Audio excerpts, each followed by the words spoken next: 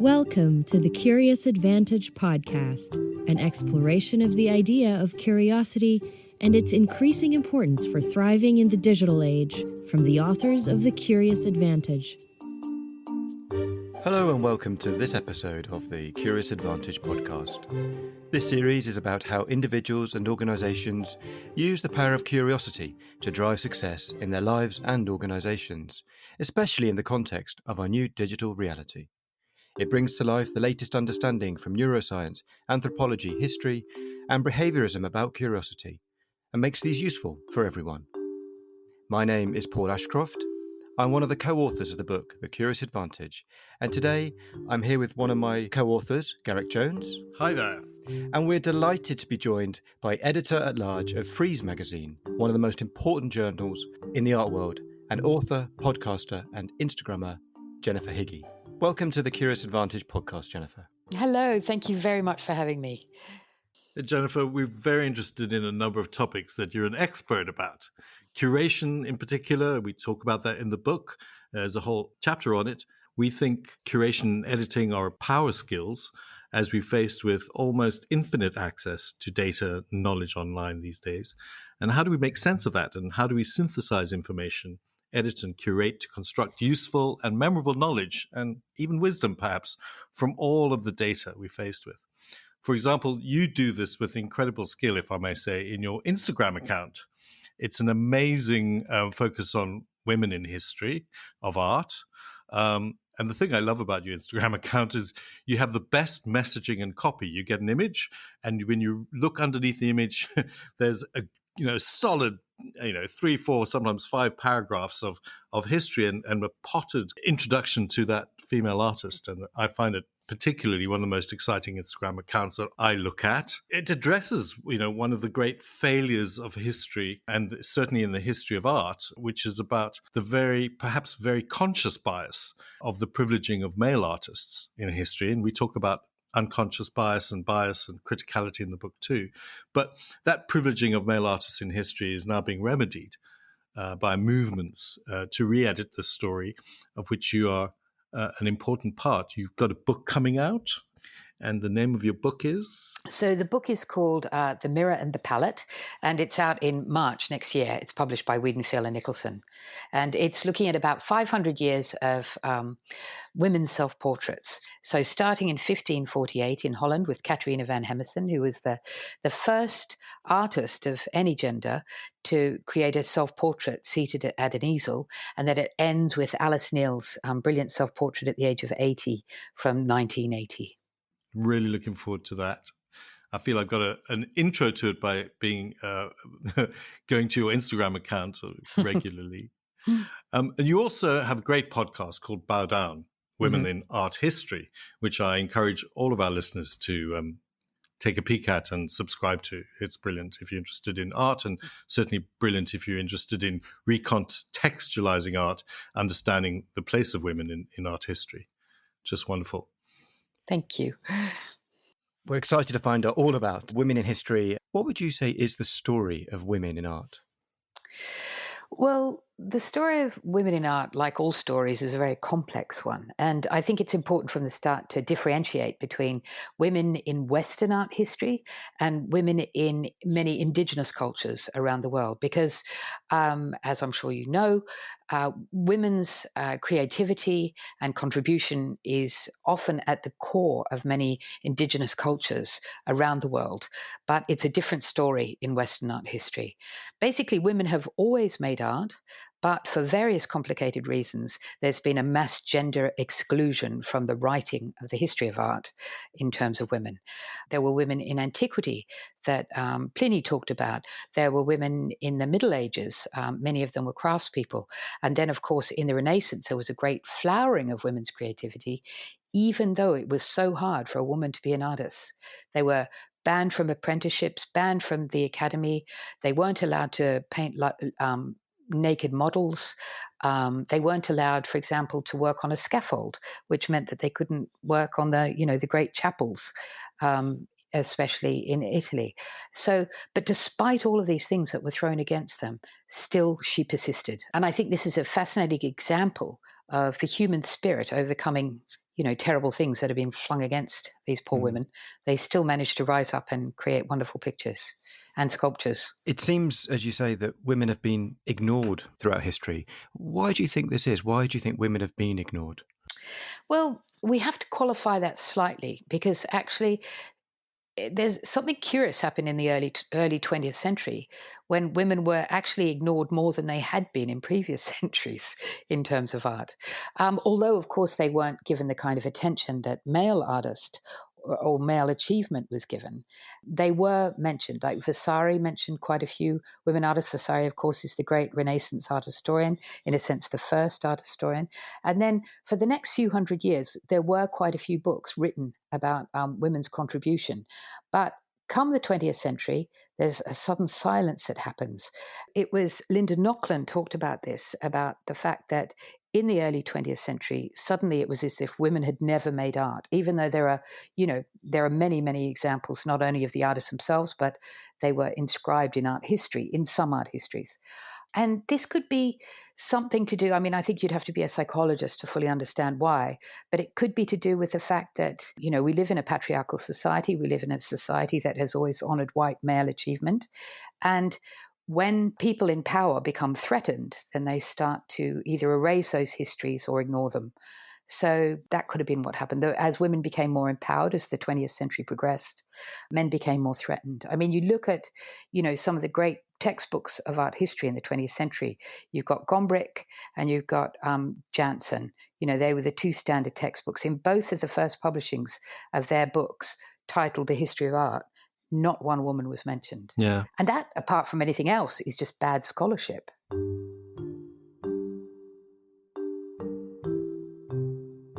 Jansen was my enormous art book that we had to study for theory of art when I was at school.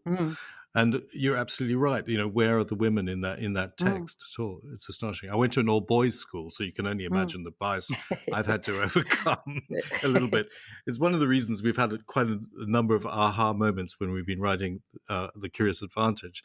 And one of our chapters is on criticality and specifically looking at unconscious bias and conscious bias, epistemic injustice, for example. We have to be aware. If we're going to be curious about anything, we have to be aware of our own biases as well as the bias that might be in the things we discover, and step back for a moment, try and stay emotionally uninvolved and get to a point where we can make a solid judgment about what we're learning. And also enables us to go to places that are, as you say, threatening or might make us feel uncomfortable, because that's where the real learning takes place, we believe. Are there some great stories that you have of one or two great women in art, historic, modern, or contemporary, who you love? Oh, absolutely. I mean, there are so many. And when I was writing my book on women's self-portrait, the last 500 years of women's self-portraits, I talk about 22 different women from around the world. And, I'd always known about gender exclusion, but I'd never realized the extent of it. And then you see what some of these women overcame to become, the artists that they were, lauded and successful. And these are phenomenal women. I mean, to be an artist is hard enough. To be a woman artist, say, in the 17th or 18th centuries, is really hard. One of my favorite stories is that of the great Renaissance painter, Sophonisba Anguissola, who was born in Cremona. Most women artists from the past, they had a father who was an artist, which gave them access to a studio. But actually, she had a rather rakish nobleman of a father who realized how gifted his daughters were. And I thought, in the best possible way, wanted to exploit their talents and nurture them, because it meant that he might be able to get some money from their gifts. And so Sophonisba was one of 5 very gifted girls. And she was so gifted that her father sent off some early sketches that she did to Michelangelo. And it was of a young girl laughing. Michelangelo wrote back, apparently, that he loved the drawing, but he would rather see a picture of a young boy crying. Yeah. And so Sophonisba then whipped up a drawing of her younger brother being bitten by a crayfish. And this drawing apparently influenced Caravaggio later on. Yeah. And anyway, Michelangelo was apparently so impressed that it's not absolutely sure, but there are lots of letters that support the theory that Sophonisba then went to Rome and actually studied informally with Michelangelo for quite a few years. And then she becomes appointed to the court of Philip II in Spain. And she goes to Spain, and there are wonderful eyewitness reports of her dancing wildly at the marriage of Philip II. And then she becomes this renowned painter in Spain. She's married off by the age of 40 because they felt it was a bit scandalous she wasn't married. But her husband then died in mysterious circumstances that involved Albanian pirates. And then on her way back to Italy, this remarkable woman falls in love with a much younger sea captain. And against the wishes of her family, she marries him and they have a very happy time together. And she dies around the age of 90 in Palermo. And Van Dyck went and painted her. He did a famous portrait of her when she was about 86 or 87. And he said that he learned more about the craft of painting because apparently she was a terrible backseat painter. She was telling him what to do the whole time. He said she was the greatest teacher, and she became renowned throughout Europe. And yet, who knows about Sophonisba Anguissola, except something rather wonderful happened earlier this year. And the Prado in Spain, in its 250 years, it's only ever once before done a show of a woman artist, Clara Peters, the great Dutch still life painter.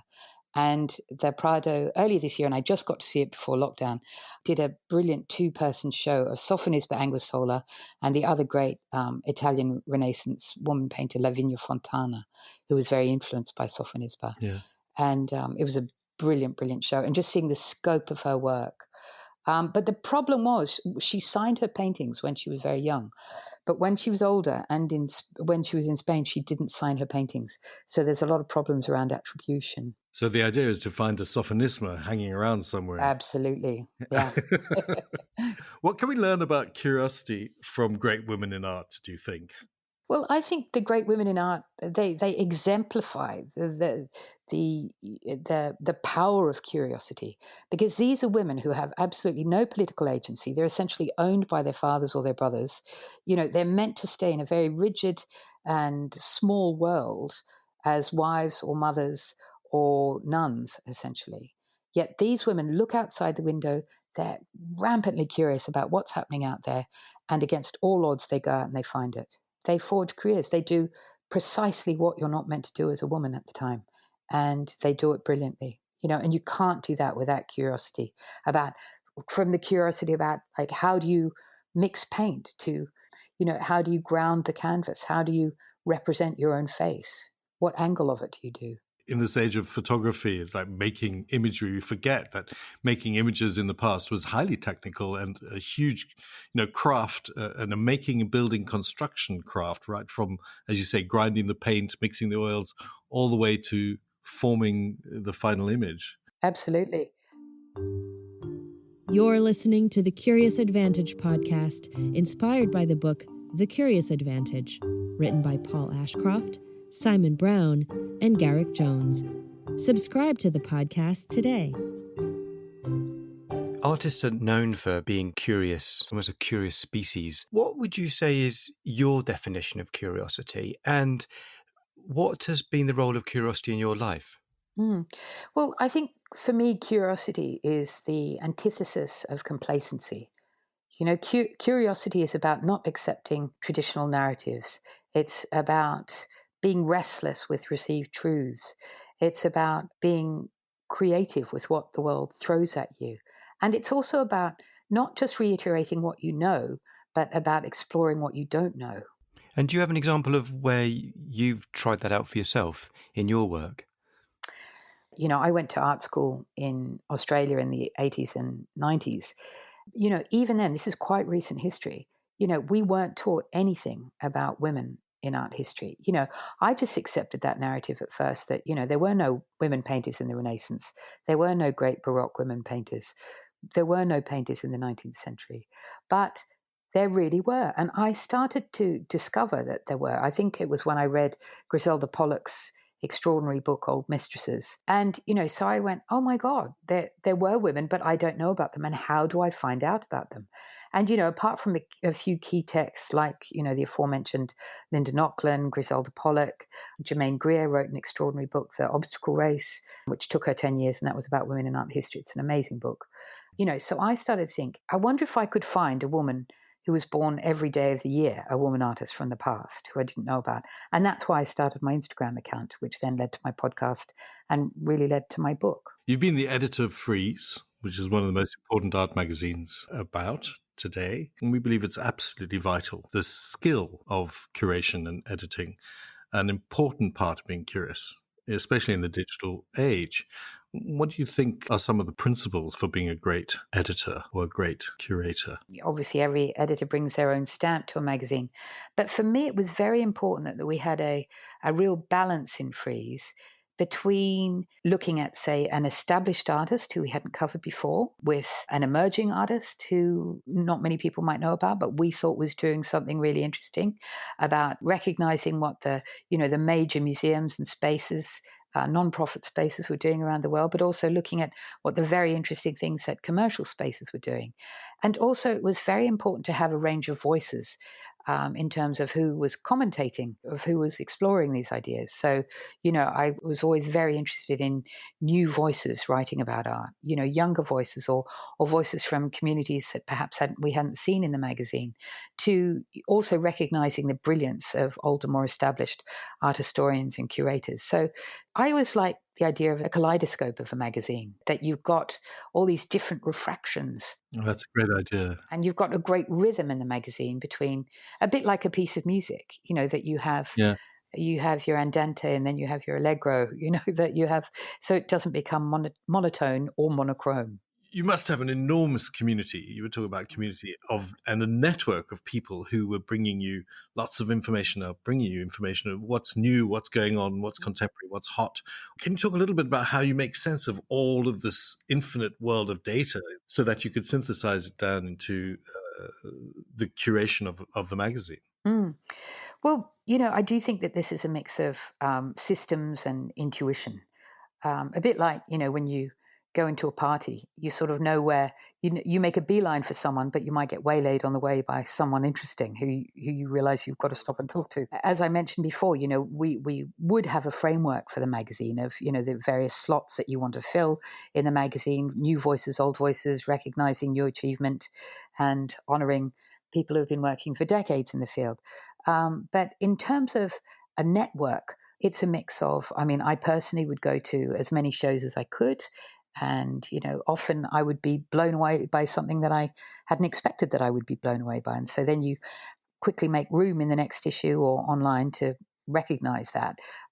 It's a matter of talking to lots and lots of people, to having a brilliant editorial staff. Like at Frieze, we always had lots and lots of discussions, lots of arguments, editorial meetings every week. Every week people would be encouraged to, say, I saw this amazing show in a tiny non-profit in Peckham, or I went to the National Gallery in Sortition and it was the most amazing show I'd ever seen. So, it's about conversation and distilling that conversation into something that you feel might be of interest to other people as well. Because to put a magazine together is, in a sense, it's an act of seduction. We're bombarded with information. Why should someone stop and read this magazine at this point in time? Well, it's amazing for me because, we put books together. I think Paul and my cycle is it takes 2 years to get a book from start to finish. And that's working at pace. And the idea of doing a magazine on a monthly basis is quite simple because you're essentially creating a book every time. Yeah, Frieze is 8 issues a year. And then I also edit Frieze Masters, which comes out once a year. And that's a more art historical magazine. And of course, we've got online content. It was like having about 100 conversations in your head at once. And especially as I'm a writer as well. So it was I trained as a waitress, and I think that was very useful. A lot of the things that I learned as a waitress I carry with me now. For example, the golden rule of waitressing, which is never waste a journey. So if you go out to get someone's order, if you're going back to the kitchen, you take the plates with you. Never waste a journey. I think it's a very good rule just for life, basically. That you always find something wherever you go. And also, when you're a waitress in a busy restaurant, if you're looking after 10 tables and each of those tables have 4, 6, or 2 people, you've got an enormous amount to process and to remember. So to be a good waitress, and I must say, I'm going to say very boastfully, I was a good waitress. You have to be extremely organized in your thinking. I was a terrible waiter, I can tell you. Were you? I love editing books. I love creating books, and I love that whole process. I mean, there's something really powerful about doing all the research and then having this mass of ideas which are all unordered and unstructured, and then finding the story through it, and also finding the order that emerges. I mean, we have a nice story about when we developed our 7 C's model of curiosity. It completely emerged from the conversations we have. We don't take it too seriously, but the reason we got to 7 C's and the idea of sailing the 7 C's of curiosity was simply because we had all of this information which started to order itself, and we found that there were about 5 categories which we labeled, all of which began with the letter C. And then we thought, well, can we extend that? And the game was, how do we make it so we got to 7 C's, and then we said 7 C's, well, sailing the 7 C's. I mean, it was that simple. A curious culture is a game changer. What does curiosity mean for you? Follow #CuriousAdvantage and join the conversation.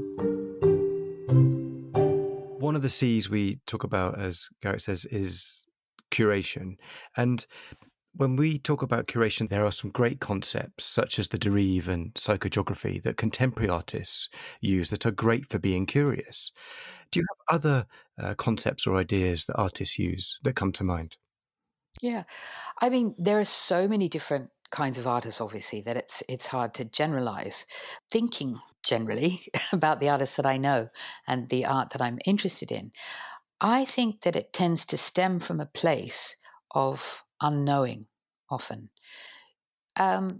I think the best artists often, even though they might have, a very general idea of what they're looking for and what medium they're using, or, what ideas they might be exploring, they're not too fixed about what the end result will be. And so the making of the work itself reveals things to the artist and to the medium, maybe. Process itself of making art is a kind of exploration. So that's why the best art is often, it can be loosely categorized as surrealism or cubism or neo-expressionism, but often it's sort of uncomfortable with the boundaries that are containing it. So it's slightly pushing against them or dissolving them or slightly reinterpreting them. So most artists I know don't particularly like these kind of definitions. They might have a general interest, like they might be exploring identity politics, but the result of that exploration shouldn't be too pigeonholed. And one thing I find fascinating about what you just said there about unknowing is that in a business context, often this is the opposite of what's expected. If you arrive at a meeting and people say, well, what's your ideas? Where's your starting point? I'm going to come with the idea of, I know nothing. It's not usually the way people like to come across in these meetings. Do artists have to work at that to keep in that state or mindset of unknowing when they're approaching a new project or continuing an existing piece of work? I really think that they do. I think it's hard because, and this is one of my bugbears, is that, and I don't now mean to alienate every funding body under the sun, but funding bodies demand of artists that they behave like accountants, and every artist I know is driven mad by funding bodies' applications. And I totally understand that funding bodies need some sort of, way of justifying the money that they're going to give to them. But at the same time, when artists are asked for what the outcome of the work will be, or who will see it, who will engage with it, how will it engage with the broader community, often you don't know that before you started. You might have a vague idea. And so most of them sort of have to slightly, fudge these applications. It drives them mad. And then when they start making the work, they feel the sort of bureaucratic anxiety of fulfilling the remit so that the grant isn't taken off them. This idea of the unknowing, and then also the starting point being the unknown, and remaining open, because, I think that the great role of art and contemporary art is not only to entertain us, but more than that, great art should really question us and call us to account and make us consider the world in different ways. And that's always outside of the frame and always outside of our comfort zone, because it's taking me to places I haven't considered before. That's why I love art, and I get so much out of the art world. And the other thing, I think, I mean, we talk about this in our book, you can be curious about known things or known contexts. Like, I want to play jazz, and I talk about this a lot, and I work with a community of people who are jazz, and the language of jazz is very figured, if you like. It's pre-configured. But yet art, when you need a language, but like the language of jazz, but to be an artist, and even a jazz artist, you actually take that somewhere else. You are free to go somewhere else, and you create new context as a result. I mean, which is why I really, relate to what you're talking about, the making of the piece of art, whether it's art or music, or the making of something. It creates new context entirely on its own, and it's a different way of exploring the world and a different way of achieving something which is new in the world, as opposed to exploring something which is already known. I absolutely agree with you. And, I think that this might be a good moment to talk about the importance of messy thinking. Messiness often results in something new, where if you're being too tight about your own creativity or about, what you think you should be exploring, then you're just going to reiterate what's come before. And actually harking back to these amazing women, so many amazing women in art history, they were messy thinkers in a sense, because they were thinking outside of what was expected of their own gender, and that's why they expanded their own horizons. I think sometimes a tidy house isn't a particularly healthy house. I love the idea of messy thinking. Jennifer, it's been so much fun to speak with you. I think if we have time for one more question, if you wanted our listeners to take one thing away from today's podcast, and particularly if they're thinking about how they could be successfully curious no matter what their context, what would that be? To my mind, remaining curious means being restless in your thinking. You ask what you might learn, not what you know. So if you go to a gallery, say, and you think, rather than head straight for, say, the Impressionists, which I've loved for the last 20 years, why don't I wander around the 16th century, Dutch still life section, which I've never really thought about, and wonder, what does a knife signify in 1620 when it's balanced rather precariously on the edge of a table? Thank you, Jennifer. That's been amazing. Such a brilliant conversation, wide-ranging, talking about editing and curation and frameworks and messy thinking and women in art history and unconscious bias and conscious bias, critical thinking and so on. Brilliant. And how do you edit a magazine rapidly? It's just so brilliant. Thank you, Jennifer. Fascinating as always. Thank you so much, Garrick and Paul. I really enjoyed it. Thank you for listening to the Curious Advantage podcast. The Curious Advantage book is now available to purchase on Amazon. Subscribe to the podcast today. Follow #CuriousAdvantage and join the conversation. This podcast is produced by Aliki, Paolinelis, and John McGinty, and edited by Jill Damatac-Futter.